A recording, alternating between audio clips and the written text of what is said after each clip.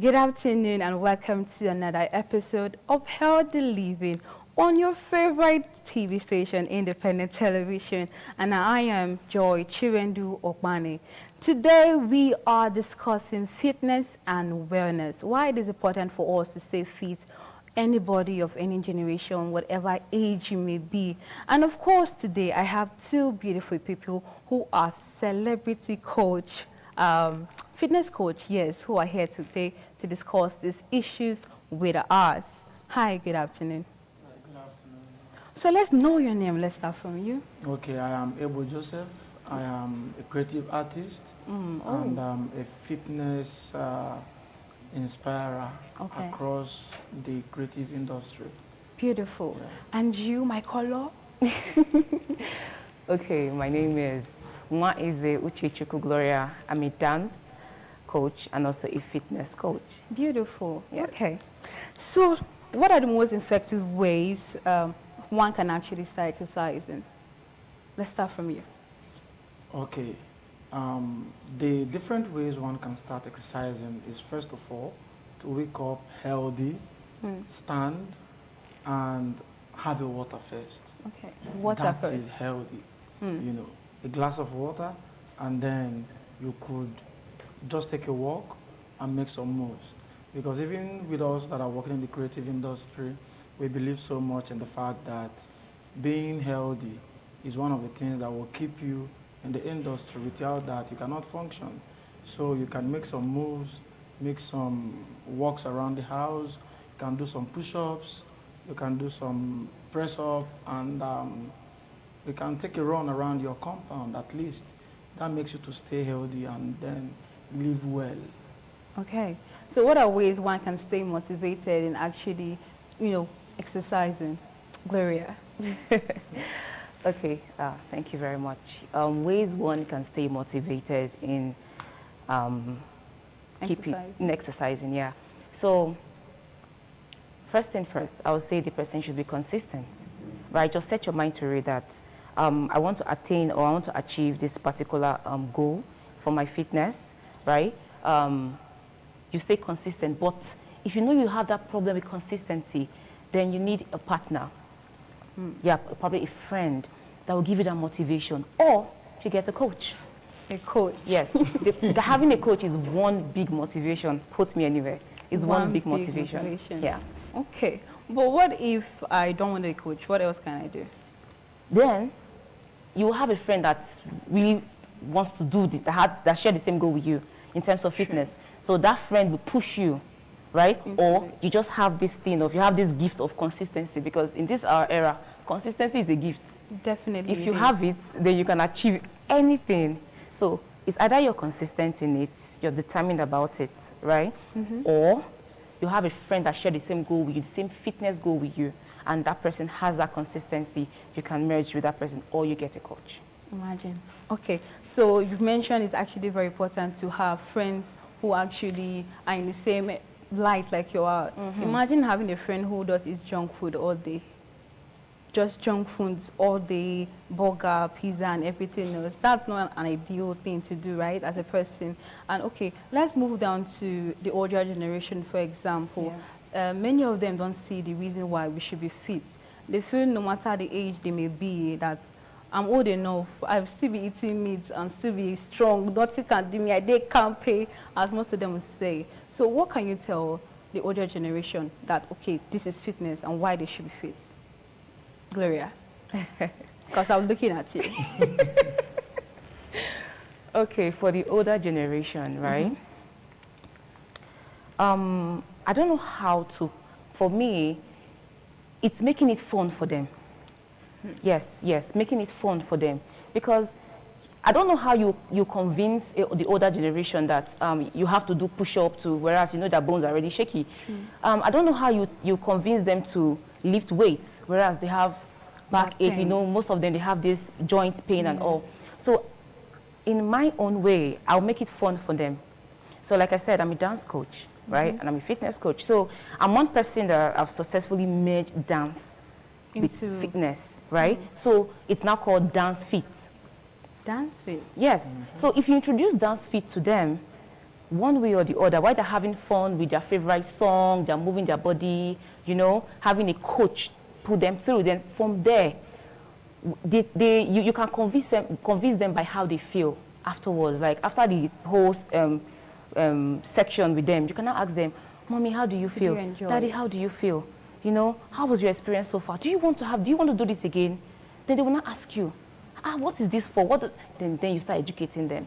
But you cannot just bring it to them like that. True. You get, so you have to come through fun. For me though, you have to come through fun, which is, yes, than fitness. I think the fun is very necessary, if you ask me. Of course. Why is it fun? It is necessary because if you don't have fun involved in fitness, you won't see the need. Many persons won't see the need. Even the older generation won't see the need. But now when you make it fun, it is inspiring when it is fun. It is motivating when it is fun. People want to go to where they will have fun. People were just there to enjoy themselves. So if it is on the platter of enjoyment that I'm getting this fitness, why don't I just go there and just enjoy myself? You understand? Interesting, because these days it's quite very hard to stay in gym, because I'm an example of the whole thing. I tried going to the gym, let me stay fit, let me be fit, but then I dropped out after 1 week. Why? And the pain, because of the pain I was feeling. I could not climb stairs because of the pain. Wait, I was shaking. Are you one of those? I agree. that come for the... No, no, not that. Are you sure? Because those are the ones that they don't work at all after doing the... No, it's not that. I actually like the idea of going. The idea of staying fit is very, very interesting because, of course, it helps with your health, otherwise than the physical look. Well, I've already answered the question I was going to ask you. It helps with the physical look. It does help.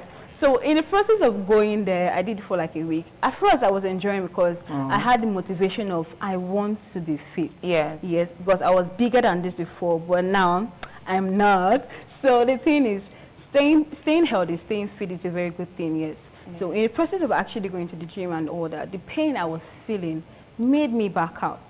And the instructors were kind of strict. They were very scary. Wow. So all that can actually drive a person because of all this that we see and just run away and say, no, there's no need in the first place. So like you've mentioned, it's actually very important to have fun while exercising, yes? Okay, so the question I was going to ask you before, I'm going to ask you, still going to ask you. What kind of exercise can someone who is obese actually do to stay healthy? I've been asking you. Let's ask you. Okay. Let me first of all start from the motivation part that you asked. Now, if you are not motivated to exercise, just have your own watchword that guides you every day in your journey of being fit. Like me, I would say no pain, no guts, no glory. No guts, pain, no glory. no guts, no glory. So that guides me. Now, so for someone that is obese, Yes. I think I will transfer that particular question to the coach. You know why? Because she's worked with so many persons, and I believe she has a personal experience about 2 persons that she has worked with that are obese, you know, and she has been able to do a marvelous work for them. So, Miss Gloria, I believe... Yeah, we're all on you right now. Yes. Okay. As a coach, and I have experience in this field, for obese, people that are obese, well, cardio. Cardio, yes. Cardios, running, jumping. Well, they cannot really jump much. So mild jump, right? At least to start. Then skipping. I don't know about skipping, you know, because of their weight. Yeah. So they can run on the treadmill. They can even walk. Just cardio, anything that makes their heart beat fast and make them sweat, right? Then lifting weights. Lifting weights. Yes, you lift weight to lose weight. You lift weights to gain muscles. Say that again. You lift weights to lose weight. You also lift weights to gain muscles.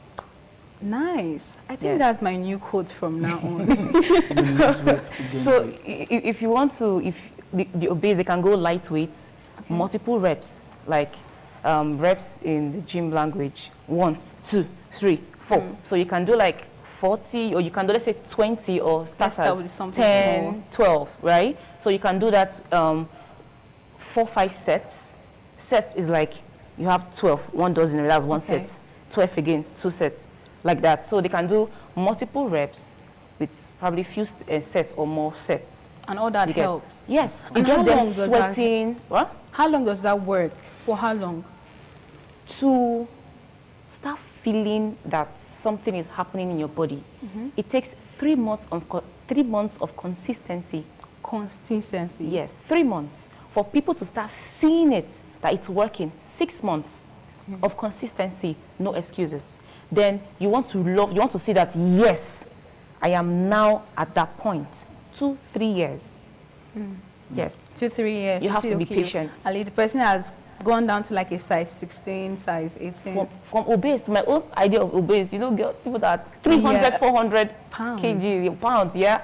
So it will take them at least 3 years to get to where Yes. they're going to. Yes, so just keep Does that doing include nothing. food? The kind of food they eat? Yes, So what kind of food? Must it be diet-wise? they have to go on calorie deficit. Explain that to us. So you take away sugar from your meal, carbonated drinks. You take away those bread, processed food. That's the word. The word is Processed food. processed food, carbonated drinks, right? Sugar, food that sweet. Contain sugar. Yes, you have to take it off your diet. Then go on low carbs, more protein. That's the calorie deficit. So when you're intentional about this, you start seeing effects. Okay. It's just for those that want to lose stomach fat. They want to lose stomach fat. They say, well, I want to lose. There are things that you do. The only thing that helps you is work on what enters your stomach. Work on what enters your stomach. Yes, what you eat, what goes through your mouth. Okay. Yes. If you can work on that, if you can control it with the intermittent fasting and all. Does that work? definitely. Of course, Yes. it does. Because you did it today, it doesn't mean to work today. Like I said, 3 months for you to feel that your body is already okay, it's changing. 6 months for somebody else to see it. Imagine. Yes. Then 3 years for you to get what you really want. Okay. So it's a lifetime. You just have to make it. This fitness, it's a real deal. It's a deal for me. I'm in. Okay, so you've been giving us back-to-back things that everybody can do. People who are actually plus size, obese. I won't say plus size because I'm plus size, but then obese, you know what I'm talking about. People who are actually extra, the things they can do in terms of cutting out the food and all that. I can't see you can give example now of the kind of exercise that they can do. If you can say that, that would be very, very good. The kind of exercise, apart from working, cardio, are there any others? For People who are plus size, big, who want to actually trim down. Are there other things apart from calorie deficit, intermittent fasting? Then because of their size, they have to start light, walking, right? Yeah. Then fast walk. I won't say running because of their knee, right? Then you can walk on the treadmill. Then every morning just do light jump. Okay. Just do things that makes easy your for heart you. beat fast, like at least to make you sweat. Do not heart beat fast. Let me correct that. Do things that make you sweat. Sweat very, very well. Yes, you just have to sweat. Sweat out all the fat.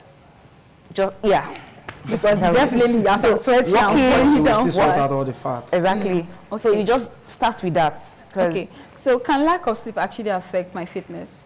Let's ask you, she's been talking. Of course, lack of sleep can also, because you gain weight when you don't sleep. When you sleep, you still gain weight. It is two-way thing. Yeah. And then I think another thing again about gaining this weight and on your journey to lose weight is to avoid late night foods. Late night food. People like us that work late night in the creative industry, we try as much as possible to avoid late night food, because when you are up and working all through the day and then you're not done with scene 1 or scene 2 or 3, 4, 5 and you're waiting for you to finish up, and then you get hungry and you're like, what will I do? It's just about the fasting, because you have to just keep up with it. If you eat late night food, you gain weight. Just like that. Just like that. Okay, so how can one be mindful about these issues? Because imagine wanting to stay fit and you get very obsessed with it to the point that you stop eating. how can one actually be mindful of these things? Yes, I actually encountered somebody who was actually going to the gym, exercising. She was going to keep so fit. If you see her, she's snatched already. So I don't know what else she was looking for, because for me, I think she was good enough. But she wanted to still keep on going to the gym. And in the process of the whole thing, she stopped eating some certain foods, and it was very, very scary. So how can one be mindful about these certain things? Because one can get obsessed with wanting to keep fit. Because I've seen videos even online that some guys who go to the gym, and the next thing, they feel very big when they're walking around people, because who are you? I'm going to the gym. So how can one address that issue? Of course, too much of everything is bad, they say, and that is the reality. So it's all about commitment, it's about planning. So as a fitness coach, you have to also inspire your clients or people you're training to have a time frame at which they walk. So you don't overwork yourself. You don't overburden yourself. There is the kind of exercise you do also, you go into pains. True. And now you start getting addicted to drugs that you're going to start taking. So let's not even go into drugs and all that. But then I think you have to also be committed to a goal, a set goal, a set time. You have to be very, very dedicated to that set goal and set time, so that you don't overdo it or go overboard of what you are expected to go on. So that is it. You have to just put a set goal, a set time, and then be diligent in it. Be committed to achieving what you've set, and then above all, you have to commit. And be consistent too. Yeah, consistency matters a lot too. So consistency, but in your being consistent, you should also make sure that you are mindful of the set goal. Because you can be consistent and go overboard. True. But if you are consistent, just be mindful of the set goal. Whatever you've set, let your hands be upon it, and then you are there. Be very mindful and also be very demure about the whole thing. Of course, of course, of course. Okay, so I think this is it for today. I do hope you all enjoyed today's episode, because trust me, I learned a whole lot, and I'm sure you all did. So I'm going to leave you with a short video on the importance of fitness, in case you are still wondering, why should I be fit? Why should I exercise? So I'm going to leave you with a short video. Do enjoy the rest of your day with us here. Bye. Calories than fat cells, even when you're not exercising. So the time you spend working out reaps benefits long after you stop working out. This means you can literally slouch on your couch watching TV or Netflix and still be burning fat. Although, take this with a grain of salt. According to the US National Science of Medicine, if you consistently keep exercising after a period of 6 months, mainly concentrating on cardio, you can expect a 20% increase in your overall VO2 max. VO2 max is often used as a fitness indicator. It measures the rate at which your body can transport oxygen to your muscles for fuel. So basically, a higher VO2 max means you should be able to run faster and longer in a shorter time span. So a 20% increase in your VO2 max should mean that you can run about 20% further in the same amount of time. So this means that if you can run a mile in 10 minutes, a 20% increase in your VO2 max should mean that you can now run 1.2 miles in a 10-minute period, or 1 mile in about 8 minutes. Finally, regular exercise increases the size of your heart and eventually strengthens it. When exercising, your heart rate increases and pumps more blood than it normally would. In the process, the muscles in your heart are strengthened, which reduces the chance of getting a heart attack. This usually happens after about 6 months of regularly working out, right about the same time the physical effects of exercise are easily visible. Some of the physical effects that might not be visible include an increase in blood supply to the brain. The brain thus works more efficiently, and this leads to better focus when doing activities. Furthermore, exercising promotes the development of new brain cells, which improve learning and memory. Also, during exercise, endorphins are released to counter any stress you might be feeling. Though inaccurate, endorphins are famously known as feel-good hormones, and so when they are released into your body, your mood is lifted and you get a sense of happiness. Ultimately, any stress you may be experiencing prior to exercise is alleviated. And so when you consistently work out, your body gets a regular supply of endorphins and dopamine, hence leaving you supercharged and energized to take on the day. Another positive effect of exercising on your brain is that you get better sleep. The path leading to better sleep and reduced insomnia through exercise cannot be accurately traced. However, restlessness in sleep is usually caused by depression and anxiety. Exercising serves to reduce depressive symptoms and anxiety through the release of endorphins and dopamine. These result in the symptoms of insomnia being negated, and hence you should get better sleep. Additionally, when one works out just before going to bed, the temperature drop experienced after exercise could help one fall asleep. Also, exercising in the afternoon or early evenings can result in better sleep as well. Our bodies operate on a biological clock called a circadian rhythm, and since insomnia is caused by a skewed circadian rhythm, exercise can help fix our biological clock, resulting in better sleep as well. In the short run, exercising lifts your mood because of the release of endorphins and moderate levels of serotonin. The constant release of these hormones makes you feel good about yourself and happy, which amazingly also increases your confidence. How amazing is that? This is because as you exercise, even without seeing any physical results at the beginning, you get a better body feel of yourself. By making the decision to get healthier and proactively trying to get fit and in shape, you become proud and feel great and awesome about yourself, and hence resulting in the confidence boost. Ultimately, when physical changes can be seen, your confidence explodes.